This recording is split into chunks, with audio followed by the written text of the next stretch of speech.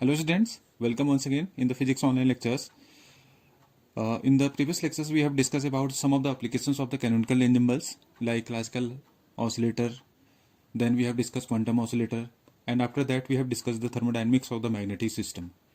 Now we have already discussed microcanonical and the canonical ensemble. As you are aware of the fact that microcanonical ensemble,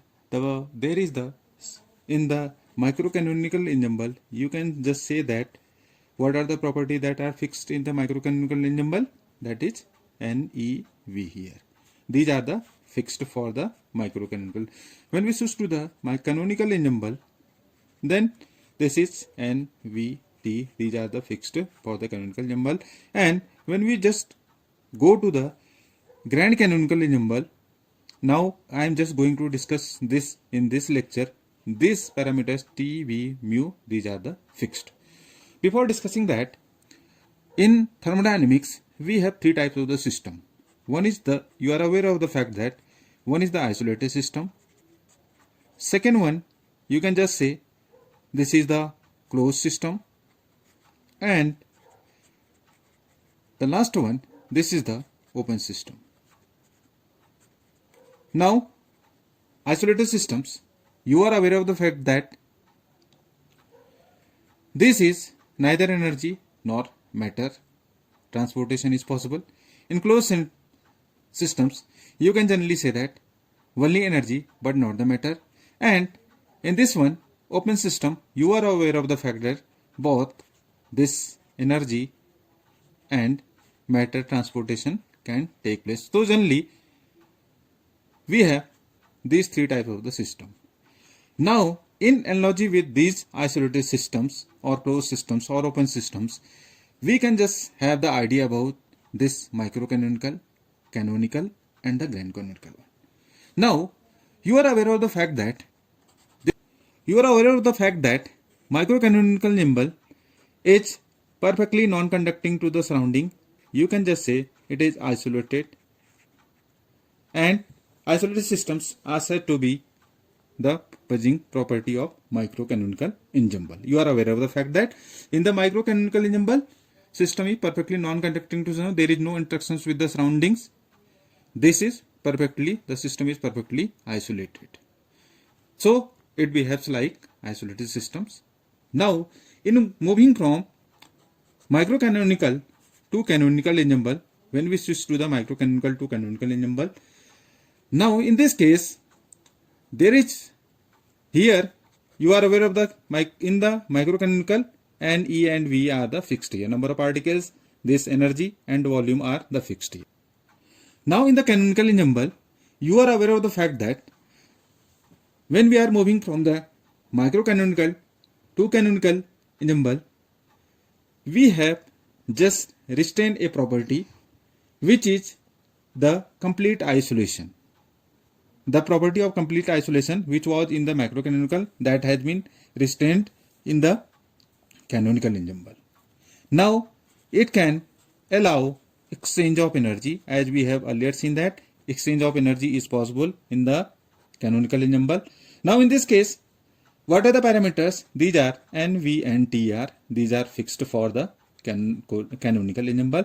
Now, by doing this, allowing exchange of energy, only energy is going to be variable quantity here, and energy can take place 0 to infinity. Now, in this consequence, you can just say that canonical ensemble, by the allowing exchange of energy, it is behaving like a closed system. With the possibility of exchange of energy, it is behaving like the exchange of energy, or you can just say that it is behaving like a closed system, because the energy is going to be variable here. Now the exchange of energy, by that the system is conducting with its surrounding in the canonical ensemble. That's why it is behaving a closed system. Now, in the other case, which we are discussing in the grand canonical ensemble. Now in this case, we are discussing the grand canonical ensemble. In the grand canonical ensemble, there is the possibility of one thing, allow of exchange of energy. It was earlier possible in the case of canonical ensemble, allow of exchange of energy. Simultaneously, we are saying that we have make Another variable here, this is n. N is what? It is the number of particles. What is here? It is the number of particles here.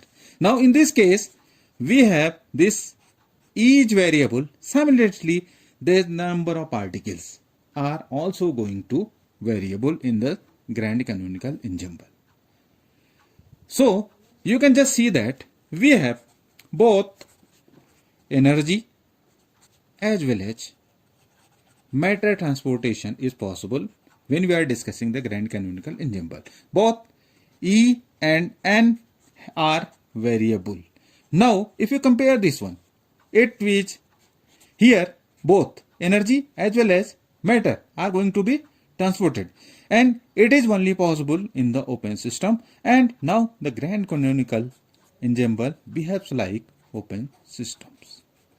Open system, both energy and matter transportation is possible in the open system. Now this has analogy with the thermodynamical systems. In the ensembles, microcanonical ensemble, it is behaving like isolated system. When we are going to the canonical ensemble, with energy is only the possibility to be variable here. This is behaving like closed system. When we are discussing the grand canonical ensemble, then you can just say that in the grand canonical ensemble, both energy as well as matter are the variable things here, and it is behaving like the open system in the thermodynamics, in which we have studied both energy and matter can take place. Yeah, either you can just say there is exchange of energy as well as matter in such systems in the open systems. And now one thing which is very important, that in the grand canonical these are the two variable property. What are the property that are fixed? Like in the canonical ensemble, we have seen that NV and T. T is coming before T is where it is coming. There is all allowing exchange of energy. After a certain time or at equilibrium, all the system will attain at a same temperature T. That's why they will arrive at a common temperature T here. Now in the grand canonical ensemble, this T, V, mu, these are fixed here in the grand canonical ensemble. T, V, mu, this is the temperature, this is the volume, and this mu, as I have earlier explained to you, this has been explained so many times. It is nothing but it is the chemical potential we have discussed. Now you will just see that at equilibrium, all the systems in the grand canonical ensemble will attain at a common temperature T, with also having the same value of mu here.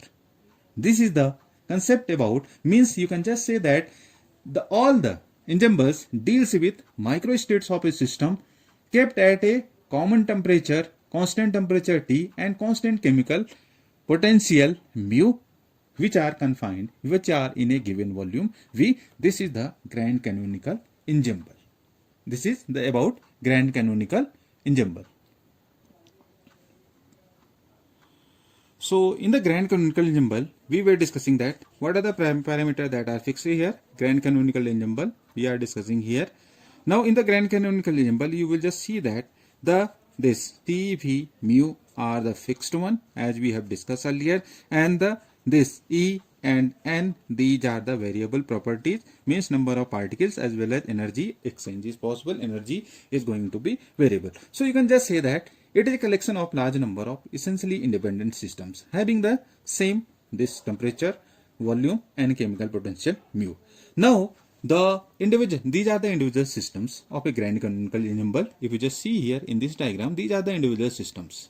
Now these individual systems are separated by, you can just say that the walls are such that these rigid, permeable, and the conducting walls.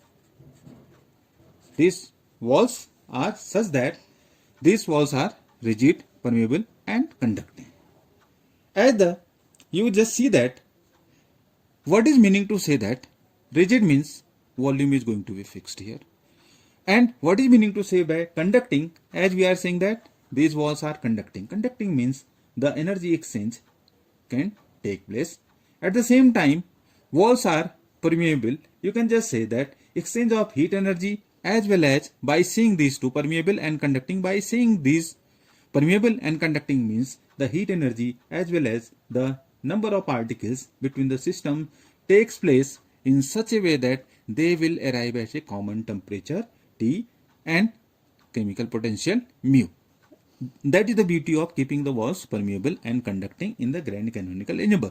So in the grand canonical ensemble, what type of the walls we have? The walls are rigid, permeable and conducting. By taking permeable and conducting is the advantage that both by conducting heat energy as well as permeable, the particles, they can exchange between the systems in such a way that all the systems will arrive at a common temperature T and the same chemical potential mu. This is the beauty of the grand canonical ensemble. That's why I have said to you the grand canonical ensemble behaves like an open system. You will just see that. And now you will just see that these are the diffused boundaries. Diffuse boundary means these are the dotted represented in the red color. I have marked to show you that these are the diffuse boundary. Diffuse boundary meaning to say that there is the same exchange of heat energy as well as the chemical potential mu, or you can say number of particles can vary.